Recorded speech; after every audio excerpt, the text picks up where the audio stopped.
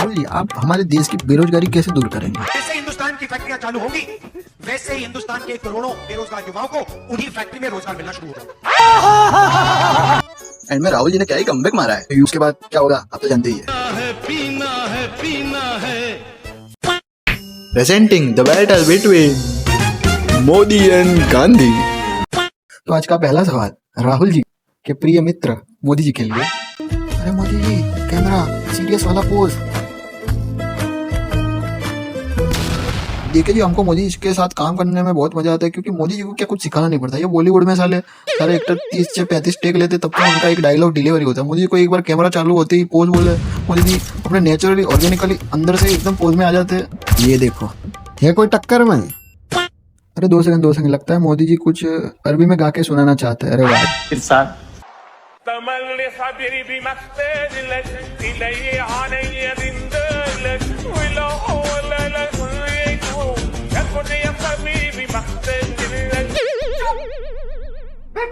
मतलब गाना सुन के तो ऐसा लग रहा है कि कान में लकवा मार तो ऐसा आवाज आ रहा है। नहीं, मोदी जी ने खाली ऐसा बोला ना कि तम्बाले अभी उतने में तो मेरा बाजू वाला आत्माराम घूम कर बेरा हो गया और मेरे घर के बाहर एक कुत्ता टट्टी कर रहा था, वो अपने बीवी बच्चों के साथ सोसाइटी छोड़ के भाग गया।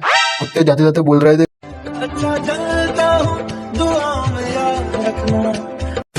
तो मोदी जी की जनता है आंधी कि मोदी जी की जनता है आंधी। नेक्स्ट आ रहा है राहुल गांधी। तो राहुल जी, अगला सवाल आपसे कि जीएसटी कब लगता है? चाहे वो मैदा हो, गुड़ हो, अगर आप 25 किलो से कम मैदा गुड़ अपनी दुकान में बेचते हो, अच्छा, तो आप पे जीएसटी लग जाती है। कब हो गया ये? राहुल जी कह रहे हैं कि ये तो कुछ भी नहीं है, ये तो पिक्चर है, ट्रेलर अभी बाकी। नहीं, अरे तो अगला मोदी जी आपका फैन मूवमेंट है। जो वीडियो आया है वो दिल दहला देने वाला है।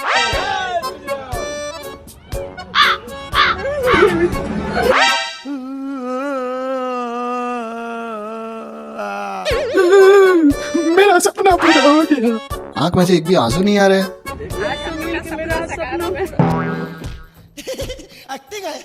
आंख में से एक भी आंसू नहीं आ रहे। तो ऐसे रही कि कोहिनूर देख लिया हो। मतलब नौटंकी का भी लेवल तो देखो, ऑस्कर के लेवल की नौटंकी हो रही है। राहुल जी, सुना है आप कराटे चैंपियन है। अब ये बताएं कि ग्रिप कब और कैसे लेते हैं? जब हम शुरुआत करते हैं, हम ओपोनेंट पर ग्रिप लेते हैं, ग्रिप लेने की कोशिश करते हैं। ग्रिप के एकदम आने के बाद चौक में जाएंगे। राहुल जी, आपके हाथ और आपके शब्द मैच नहीं हो रहे। करते हुए ऐसी बातें करना लगा, जो ओपोनेंट होता है उसके हाथ में दिख जाता है। राहुल जी, आपकी बात बराबर है, लेकिन अपोनेंट ही अंधा हुआ तो इनको सवाल क्या पूछ लिया कि धोते कैसे, तो इन्होंने तो पूरा धोखे दिखा दिया। मोदी जी, चीन के राष्ट्रपति के साथ आपका क्या कनेक्शन है? 2014 में जब मैं प्रधानमंत्री बना तो चीन के राष्ट्रपति उनका पर्ची कॉल आया, तो उन्होंने कहा कि मैं तुम्हारे गांव भुवनेश्वर जाना चाहता हूं। ओ भाई, अद्भुत, अविश्वसनीय, उत्कृष्ट, अप्रतिम। मतलब चाइना का राष्ट्रपति अपने बाजू वाले देश में नेक्स्ट कौन सा पीएम आने वाला है, उसका बायोडेटा, कहाँ पैदा हुआ है, कहाँ चाय बेची है, वो ढूंढ रहा है। बोले तुम्हें मालूम है क्यों?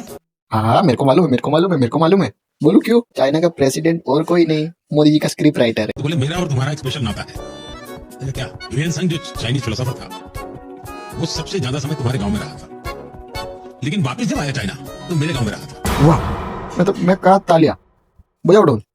ये जरूर आदिपुर के स्क्रिप्ट राइटर ने लिखा है। ये तो कुछ भी नहीं है। मोदी तो कह रहे मेरा सीधा भगवान के साथ कनेक्ट।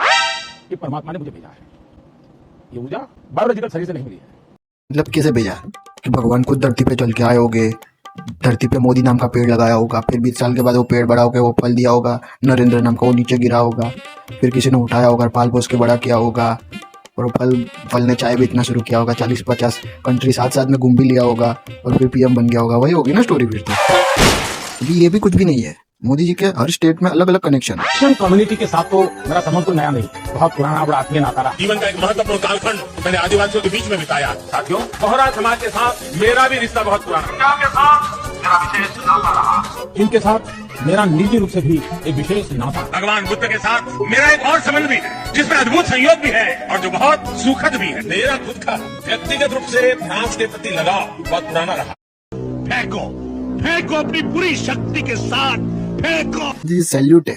आपके जो कनेक्शन है, नाते हैं, जो संयोग है, जो लगाव है सबके प्रति, आप अपने आप को आईने में कैसे देख लेते हो? कि है कोई मुझसे ज्यादा खूबसूरत नौजवान? तो भाइयों बहनों बताओ। लेकिन आज थोड़ा सांवला लग रहा हो तो लगता है सनस्क्रीन लगाना भूल गया मैं। तो भाई राहुल जी बुरा बुरा मान गए, रूठ गए। ये राहुल जी कह रहे कि ना पार्लियामेंट में इज्जत मिल रही, ना तुम्हारे शो में इज्जत मिल रही है। इधर तो कम से कम इज्जत दो। तो एक सवाल, लास्ट सवाल उनसे भी पूछ लेते हैं। तो राहुल जी, आप हमारे देश की बेरोजगारी कैसे दूर करेंगे? थोड़ा आपको समझाना चाहता हूँ कि हम युवाओं के हाथ में कैसी अपमानजनक बातें कर रहा है लड़का, और महिलाओं के हाथ में बैंक अकाउंट में पैसा क्यों डालें? इसके पीछे सोच। अभी जैसे ही आपके जेब में पैसा आएगा, आपके बैंक अकाउंट में पैसा आएगा, आप उस पैसे को खर्च करोगे। कोई शर्ट खरीदेगा, कोई पैंट खरीदेगा, कोई मोबाइल फोन खरीदेगा, कोई साइकिल खरीदेगा, कोई मोटरसाइकिल खरीदेगा।